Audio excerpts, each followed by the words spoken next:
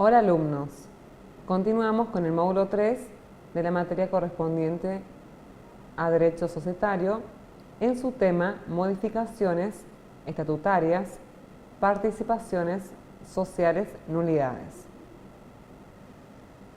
Justamente como dice el título, según la Ley Nacional 26.994 del Código Civil de Comercio, que está unificado, como bien sabrán, las sociedades comerciales dejan de integrar el Código de Comercio para incluirse en el Código Civil. Es muy simple. A partir del 1 de agosto de 2015 vemos el título Ley General de Sociedades. Ya no es más la Ley de Sociedades Comerciales. Simplemente breves conceptos que se han cambiado y tenemos que adaptarnos al mismo. Los cambios es que se admite la sociedad unipersonal, modificando el viejo régimen de sociedades irregulares y de hecho incorporando nuevos sujetos. Las sociedades entre cónyuges de cualquier tipo, también las sociedades accidentales de los contratos asociativos, que es una temática que regula el actual Código Civil y Comercial, es CCC, entre los contratos, con algunas reformas que no son tan importantes, ¿no?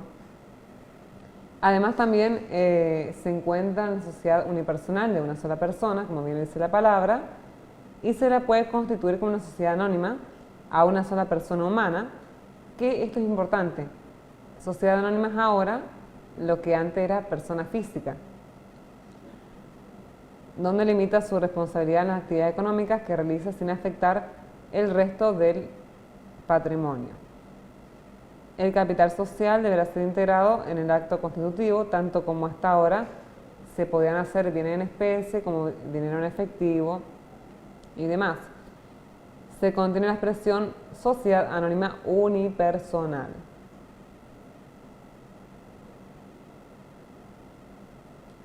Bueno, además de la Constitución también quedan sujetas a lo que es la fiscalización estatal permanente de la autoridad de controlador de su domicilio. La inspección general de personas jurídicas y de registro público de comercio en nuestra provincia, en Chaco, tiene su funcionamiento, disolución y liquidación. No porque se encuentre reducida a uno solo de los socios, no es causal de disolución. Se extiende a las sociedades no unipersonales.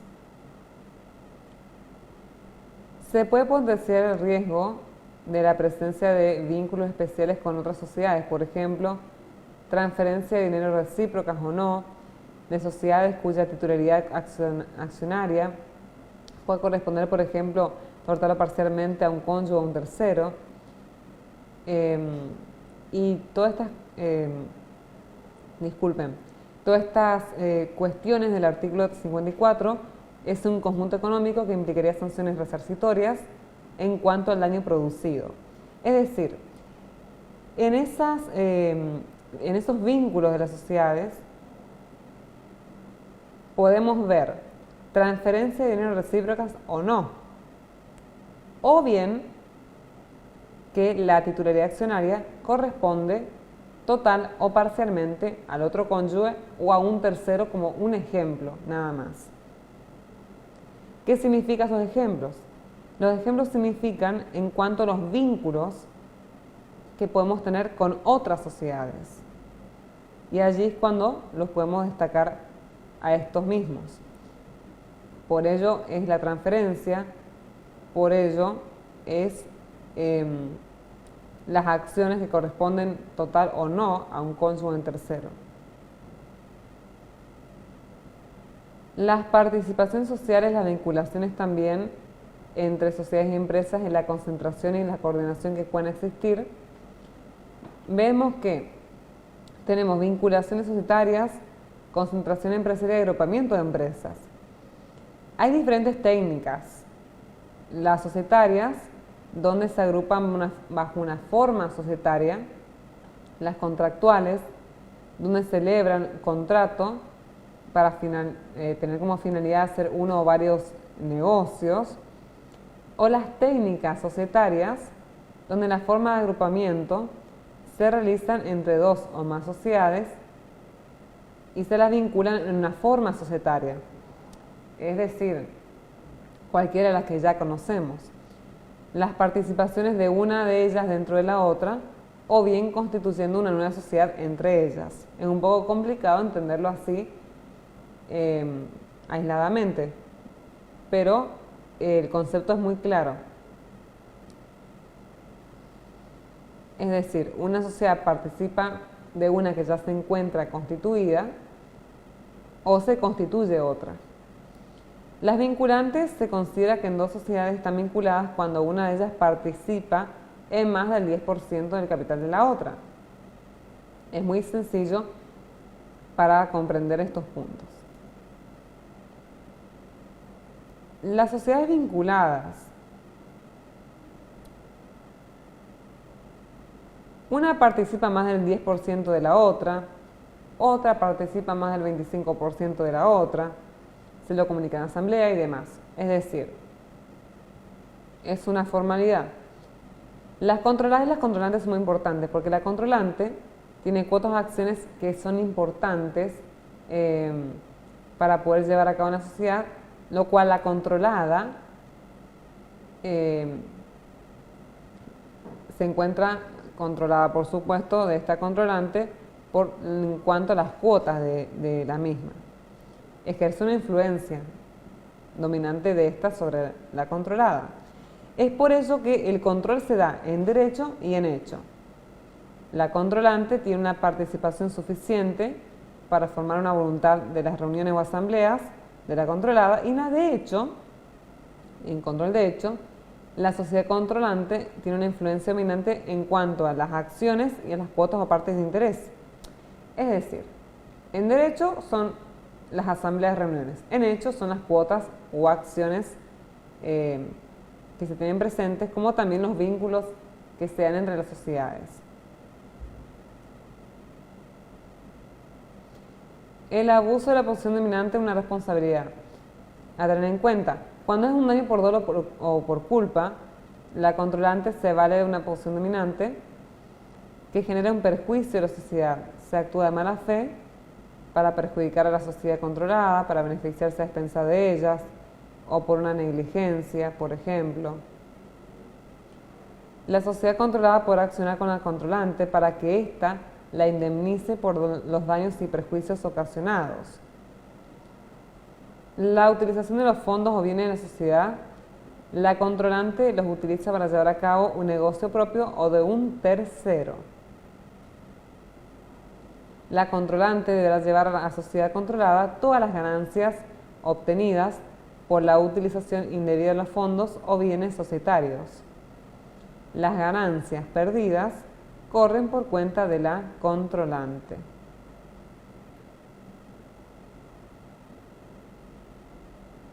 Es decir, estamos viendo cómo la sociedad controlante utiliza esos fondos, ¿no?, de la sociedad controlada para poder llevar a cabo su objetivo, y siempre las pérdidas corren en contra, por supuesto, las pérdidas corren por cuenta de la controlante. La controlante también utiliza la sociedad para otros fines, como por ejemplo los estados societarios, recursos para violar la ley, el orden público, la buena fe, o frustrar los derechos de terceros.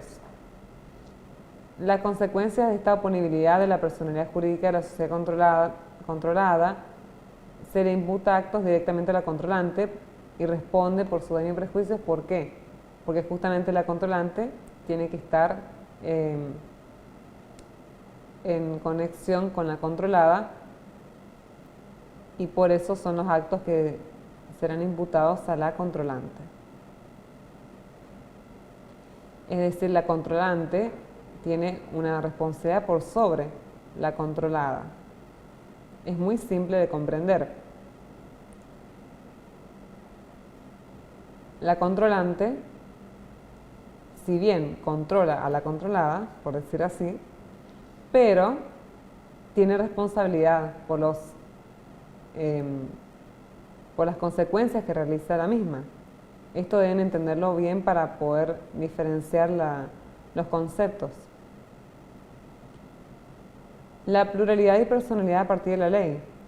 Conforme lo dice el artículo 141 del Código Civil y Comercial de la Nación, son personas jurídicas los entes en los cuales el ordenamiento jurídico les confiere una aptitud para poder adquirir derechos y contraer obligaciones para que cumpla su fin, su objetivo que tiene plasmado, por supuesto.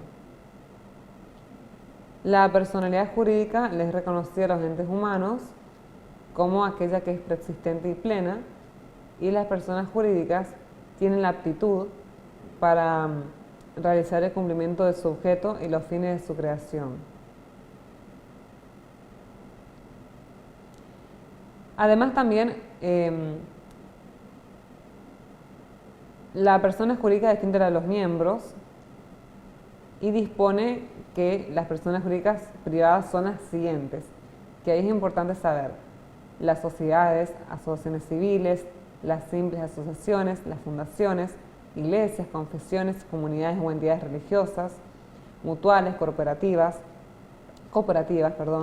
consorcio de propiedad horizontal y otras que estén contempladas en el Código y que en su carácter de tal establecen o resultan de finalidad de las normas de su funcionamiento. Todas estas son privadas, son lindas para recordarlas, no son complicadas. Recordemos que son privadas. Además también vemos que la persona jurídica, cómo puede verse en las que no están constituidas regularmente. Deben ser limitarias y precarias para amparar el tráfico negociable de los terceros en beneficio de los integrantes, conforme surgen de los artículos 21 al artículo 26. Siempre cuando hablamos de aquellas que no son constituidas regularmente es porque omiten algunos de los requisitos que son esenciales, que son importantes para de aquellas formalidades que tiene la ley y que deben encontrarse para formar obviamente esa sociedad. Si esa sociedad no tiene esos requisitos esenciales, no puede ser la sociedad como se quiere constituir. En cuanto a las sociedades cooperativas, la personalidad jurídica de la sociedad en formación. En eso consiste: se reconoce la personalidad jurídica en la capacidad de esa sociedad anónima en formación. Es decir, las sociedades cooperativas son aquellas sociedades que están en formación.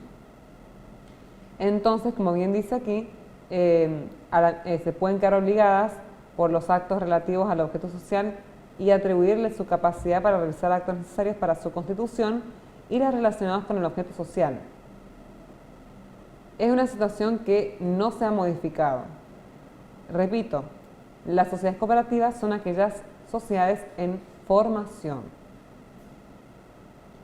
La personalidad de las sociedades cooperativas: la empresa asume la forma de sociedad, es decir, la cooperativa de trabajo, en vez de decir que la sociedad asume el papel del empresario.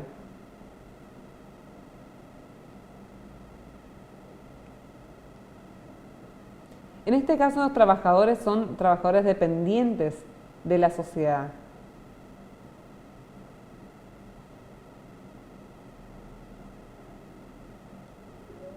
Las sociedades cooperativas son aquellas sociedades que tienen como sujetos a las personas jurídicas del derecho privado, según lo dispone el inciso G del artículo 148.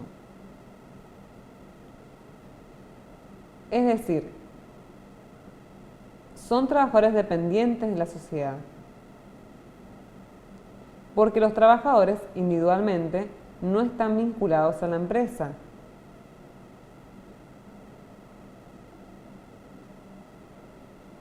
Esto hay que entender.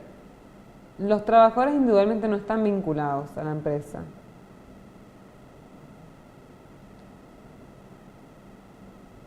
Son trabajadores dependientes de la sociedad.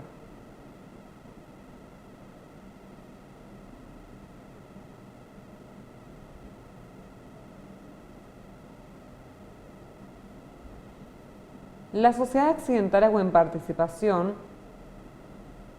es una sociedad culta, transitoria, que está compuesta por una o más operaciones, carece de una personalidad jurídica y no contrata como los terceros, porque crea para sus integrantes un vínculo social en cuanto a sus relaciones internas.